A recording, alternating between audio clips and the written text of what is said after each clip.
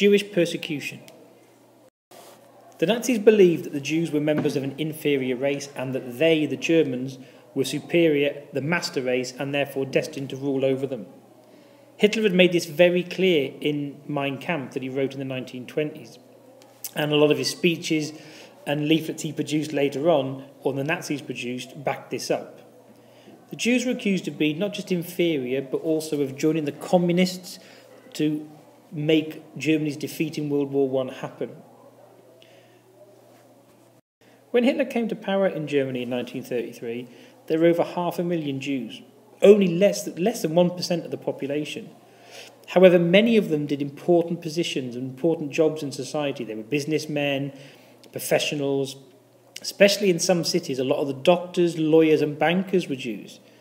Now this gave the impression that even though they were a tiny, tiny number, they were dominating and taking over society. When Hitler took over Austria in March of 1938, there was a large concentration of Jews in the capital Vienna, which again backed up Hitler's point of view that the Jews were in control. Hitler had no organised policy. Hitler did not think about the extermination of the Jews at the start. Okay? But bit by bit, some extremists in the party with him encouraged action against them. It started small. In April of 1933, there was an official one-day boycott of all Jewish shops.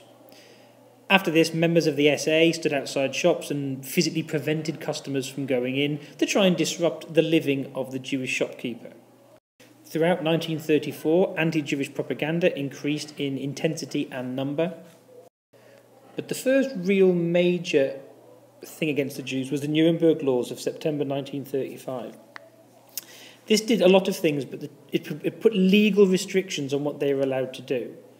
So, for example, marriage between Jews and an Aryan German were totally forbidden, and Jews were legally made subjects rather than citizens like other Germans were. This meant they lost a lot of the legal rights that other Germans would have. So again, no one's been killed yet, but this is the beginning of a sidelining of the Jews and some legality, some law behind it. Towards 1937 and the end of it, Hitler's speeches against the Jews became much more aggressive. In June of 1938, Jewish doctors were banned from treating Aryan Germans. Dentists were as well, as were lawyers. In October of 1938 as well, Jews had to have a red J stamped onto their passport. And the biggie, in November of 1938 was Kristallnacht. Kristallnacht means Night of the Broken Glass in German. And it happened after a Jewish young person shot and killed a German embassy official in Paris. Joseph Goebbels announced that there should be demonstrations against the Jews during the night of the 9th of November.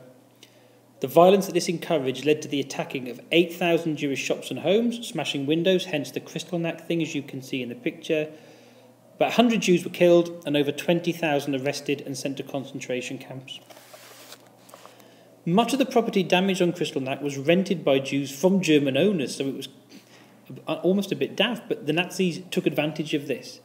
They then wanted to fine the Jews to repair the damage that they had caused.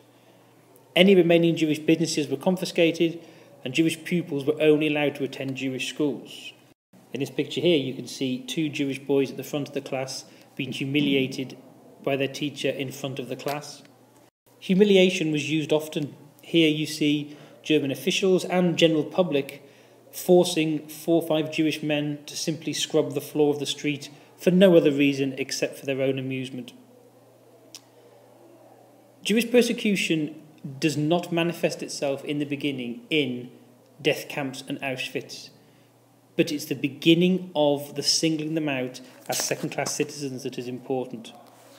By 1939, Jews were officially encouraged to emigrate. Not all could do so, or even get visas to get out. The first mass arrests of people, Jewish people, took place in March of 1939, just before the war. Nearly 30,000 Jewish men and boys were sent to concentration camps. This is the beginning, but the 6 years up until the war was much more about getting in people's minds how evil and dangerous the Jewish people were.